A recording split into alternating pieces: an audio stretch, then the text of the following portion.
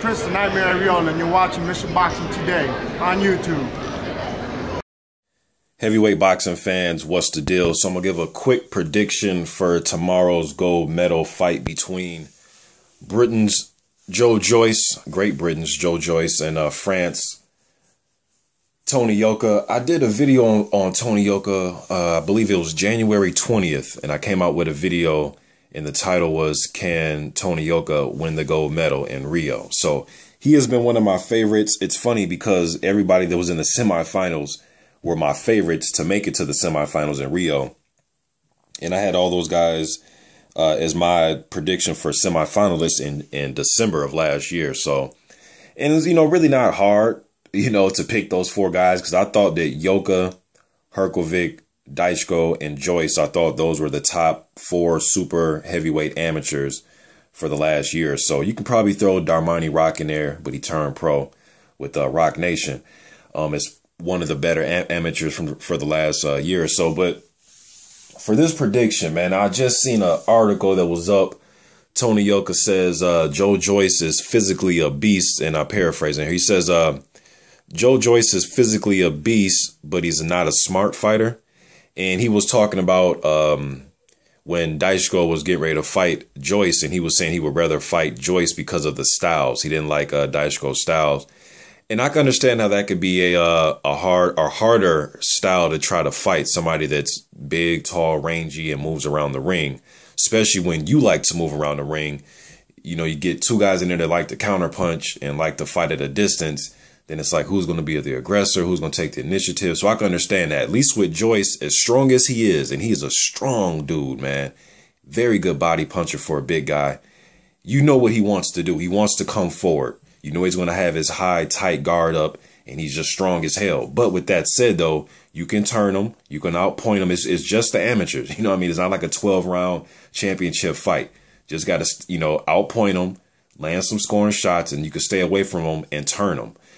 So I think Yoka will do that. Now, he did hurt his right, I believe it was his right ankle that he turned or twisted. It looked kind of funky in that fight that he had yesterday with FILIP, HRGOVIC, and HRGOVIC was my favorite to win gold. Although I had the other three guys making it to the semis, I thought HRGOVIC would win it.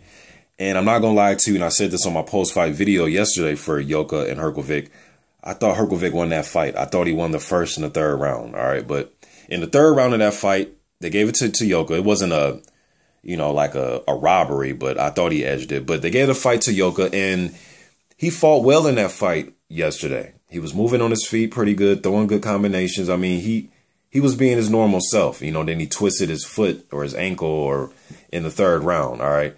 Now, when I watched the 2015 AIBA World Championships and where was it at? Doha.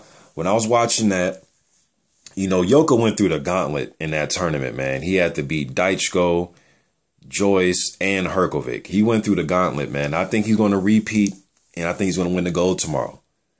My only concern is just when he tweaked his ankle or his leg. If I really don't know, because after that happened, I believe it happened like don't quote me, but I think it was like the minute 30-second mark when that happened in the third round. He looked like a different fighter. He tried to come on the very last few seconds and throw some punches, but he looked different. He looked like it was bothering him, man. So I think he'll be ready to go tomorrow. Now, barring any type of injury, I think he wins this fight. Just stand on his toes, pivoting, stand off the ropes. He likes to put up the high guard, too. And he's a strong fighter, too. I don't think Joyce is going to go in there and bully him by any means, but I think Joyce is a stronger fighter. Joyce is going to have to work the body. In that world championship fight he had against Yoka, and somebody's told me that they're 2-2.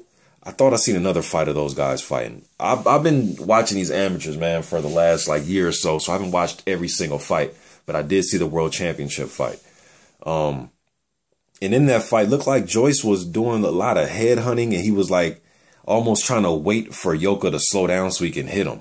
He's going to have to come out and initiate that strong jab he was using yesterday against DYCHKO. That jab was beautiful last night, man. He was using like a power jab. You know what I mean? Kind of like how Sonny Liston and George Foreman used to use their jab. He was like using that jab as a power punch. But things have to pump the jab, Because if you know, Yoka's not going to stand there and let you hit him. So you're going to have to use your reach, man, to get some type of leather on him by using that jab and stepping in with it and then ring down body shots. Because trying to just head hunt, I think you're going to get countered, man. I think Yoka's slippery. He's fast. He moves his head pretty well. And I think he's going to counter. He's going to counter you if you come with the basic attack. And Joyce likes to put the high guard up. You know, sometimes I can get him in trouble, especially when he's in there with somebody with quicker hands. It can get him in trouble because while he has his high guard up on the shelf, the other guy's landing punches, letting his hands go. So I think Yoka's going to win on his clean counter punching, his defense. And I think that his counter punching and the hand speed is going to give Joyce some trouble for tomorrow's gold medal fight. Close fight. I was really impressed with Joyce yesterday, though, man, with that jab and that body work. But I'm going to lean towards Yoka. This is a difficult fight for me to pick, but I'm going to lean towards Yoka to take home the gold. And it might be a disputable decision. I know that kind of makes me feel like I'm sitting on the fence a little bit, but all these guys are close in talent to me, man. And it's one thing about the amateurs. They only get 3 rounds. They're all pretty close in talent. You know what I mean? But I'm going to go with Tony Yoka. I think the hand speed, the elusiveness will prevail tomorrow. He's going to be the gold medalist, in my opinion. I'm out.